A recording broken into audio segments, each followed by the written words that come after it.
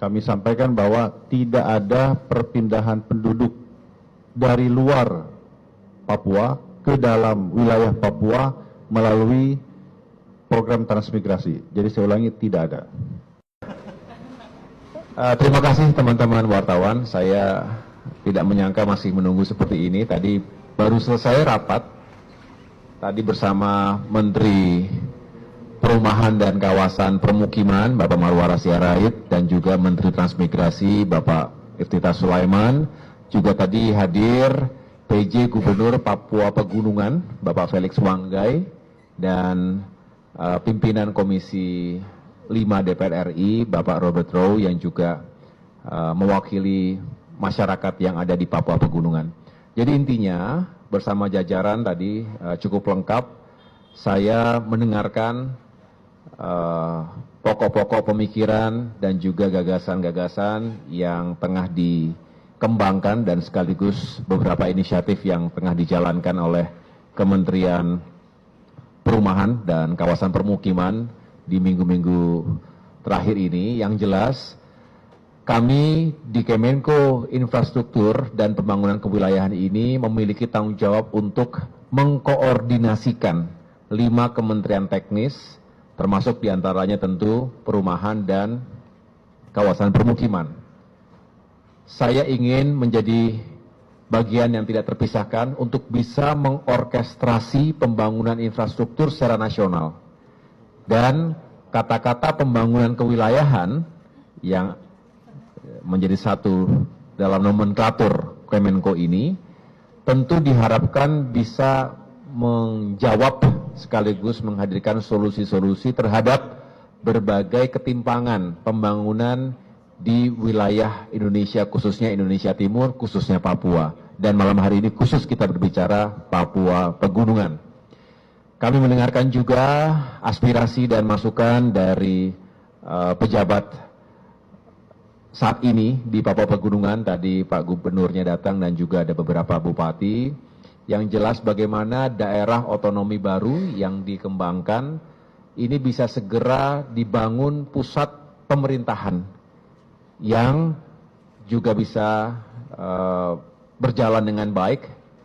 Terselenggaranya pemerintahan ini mutlak, tetapi juga bisa menumbuhkan ekonomi setempat, sehingga keadilan dan kesejahteraan bisa benar-benar dirasakan oleh masyarakat di Papua Pegunungan. Tentu berbicara terkait ini kita harus melihat seluruh aspek dengan bijak, karena bukan hanya aspek teknis pembangunannya, tetapi lihatlah aspek politiknya, keamanan, hukum, sosial, termasuk budaya setempat. Jadi tadi kami bicarakan hal-hal tersebut dan tentunya kita akan follow up dengan langkah-langkah berikutnya.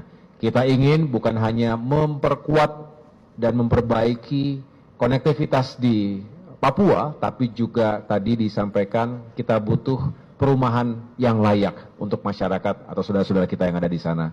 Jadi permasalahan utama terkait lahan tentu harus carikan solusinya, anggarannya, kemudian juga perizinannya, termasuk bagaimana kita bisa mengurangi atau membuat harga-harga material konstruksi bisa lebih terjangkau. Tadi diceritakan oleh PJ Gubernur Papua Pegunungan yang mengilustrasikan bahwa harga satu sak semen itu bisa sampai dengan Rp800.000. Ketika di daerah tetangganya, kota tetangganya itu Rp80.000. Jadi bisa sampai 10 bahkan 12 kali lipat. Jadi bisa dibayangkan teman-teman sekalian betapa mahal biaya pembangunan infrastruktur di wilayah Papua itu yang memang harus kita segera pikirkan dan carikan solusinya bersama. Utamanya pertama adalah membangun konektivitasnya sehingga biaya logistik menuju Papua bisa ditekan, bisa lebih murah. Kemudian ya tentu pemerintah pusat benar-benar memberikan atensi dan dukungan-dukungan yang diperlukan baik secara teknis maupun secara politik. Saya rasa ini yang menjadi pokok-pokok pembicaraan kami tadi. Selebihnya nanti bisa ditanyakan langsung kepada menteri-menteri teknis yang tadi hadir.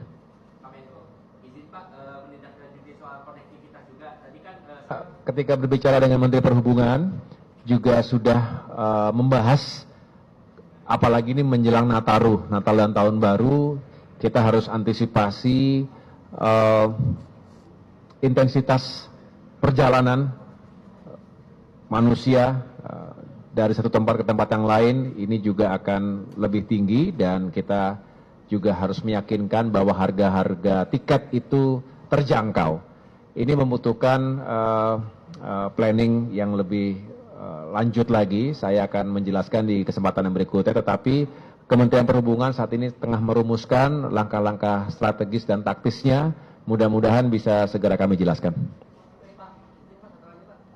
Tapi prinsipnya begini, ini Pak Menteri Transmigrasi yang juga sudah menyampaikan langkah-langkah transformasi di bidang transmigrasi. Nanti beliau bisa menjelaskan lebih lengkap. Yang jelas, membaca transmigrasi hari ini itu harus utuh dan dalam konteks ruang dan waktunya. Jadi tidak melulu kita berorientasi pada transmigrasi memindahkan penduduk dari Jawa misalnya ke wilayah Papua atau wilayah manapun yang dianggap masih belum padat penduduknya atau membutuhkan tenaga kerja. Tetapi lebih diarahkan pada bagaimana memobilisasi masyarakat yang sudah ada di wilayah tersebut. Tidak harus di antar pulau, tetapi bahkan di pulau yang sama, bahkan di provinsi yang sama, tapi kita bisa mendistribusikan kepadatan, sekaligus juga harapannya bisa menumbuhkan atau membangun sentra ekonomi baru di suatu daerah, karena memang ternyata tenaga kerjanya lebih siap, skillsnya yang dibutuhkan juga ada, sehingga ini juga akan menjadi solusi yang baik ketika kita sedang mengembangkan daerah-daerah baru, termasuk di Papua. Silakan Pak Menteri, mungkin bisa ditambahkan. Pertanyaannya apa? Strategi transmigrasi. Pertama, saya menekankan untuk kesekian kalinya, tapi saya sudah sampaikan di DPR 2 kali pada rapat kerja minggu lalu dan kemarin. Kami sampaikan bahwa tidak ada perpindahan penduduk dari luar Papua ke dalam wilayah Papua melalui program transmigrasi. Jadi saya ulangi, tidak ada. Jadi saya juga memohon kepada pihak-pihak yang mencoba untuk memanaskan situasi dengan mengatakan bahwa akan ada eksodus besar-besaran dari luar Papua ke Papua, itu tidak benar.